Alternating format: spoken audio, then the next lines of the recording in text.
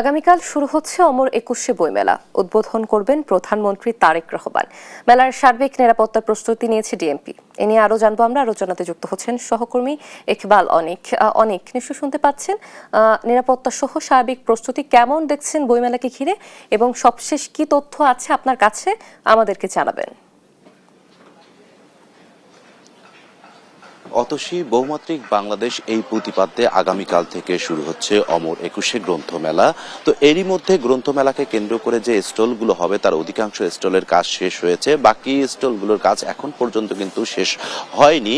এবং এইবার মেলায় কিন্তু হচ্ছে প্রায় 500-র মতো স্টল থাকবে এবং হচ্ছে এরই মধ্যে কিন্তু মেলা প্রাঙ্গণকে পরিদর্শন করেছেন, যেহেতু আগামীকাল প্রধানমন্ত্রী তারেক রহমান মেলার উদ্বোধন করবেন দুপুর 2টায়। সেক্ষেত্রে মেলার এই আশপাশের এলাকার কিন্তু নিরাপত্তা ব্যবস্থার যে পরিদর্শন করেছেন ডিএমপির পক্ষ থেকে, ডিএমপির ঊর্ধ্বতন কর্মকর্তা তারা কিন্তু সংবাদ সম্মেলন করেছেন যে মেলাকে কেন্দ্র করে কয়েক স্তরের নিরাপত্তা ব্যবস্থা কিন্তু এই এলাকায় থাকবে এবং সিসি ক্যামেরার আওতায় কিন্তু পুরো মেলা প্রাঙ্গণ কিন্তু থাকবে এবং প্রতিদিনই কিন্তু তারা ডগ স্কোয়াড দিয়ে তারা এই স্থানটি মনিটরিং করবে এবং সাদা পোশাকে আইনশৃঙ্খলা বাহিনীর সদস্যরা মোতায়েন থাকবেন এবং ইউনিফর্মধারী তো থাকবেনই, সেই সাথে কিছু ট্রাফিক নির্দেশনাও তারা দিয়েছেন এবং সেখানে তারা বলেছেন যে কয়েকটি সড়কে ডাইভারসিশনের ব্যবস্থা থাকবে এবং তারা কিন্তু বলেছেন যে গতবার মেলায় কিন্তু মবের একটি ঘটনা ঘটেছিল।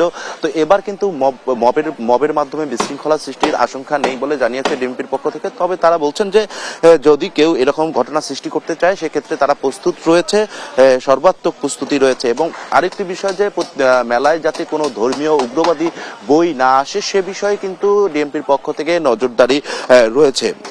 আরেকটি বিষয়, এবারের মেলা কিন্তু ছুটির দিন ছাড়া কিন্তু দুপুর 2টা থেকে রাত 9টা অবধি চলবে এবং ছুটির দিনগুলোতে বেলা 11টা থেকে রাত 9টা অবধি পর্যন্ত খোলা থাকবে এবং ছুটির দিনগুলোতে ডিএমপির পক্ষ থেকে কিন্তু বাড়তি নিরাপত্তা ব্যবস্থা নেওয়া হয়েছে, কারণ ওই দিনগুলোতে প্রায় জনসাধারণের ভিড় বা উপস্থিতি অনেক থাকবে। সেক্ষেত্রে কিন্তু তারা বাড়তি নিরাপত্তার গ্রহণ করেছেন এবং তারা বলছেন যে ছুটির দিনগুলোতে তারা এবং প্রতিদিনের মতো যে নিরাপত্তা থাকে তার থেকে বাড়াবেন। তো এই ছিল অতসী আমার কাছে অমর একুশে গ্রন্থমেলা প্রাঙ্গণ থেকে সবশেষ তথ্য।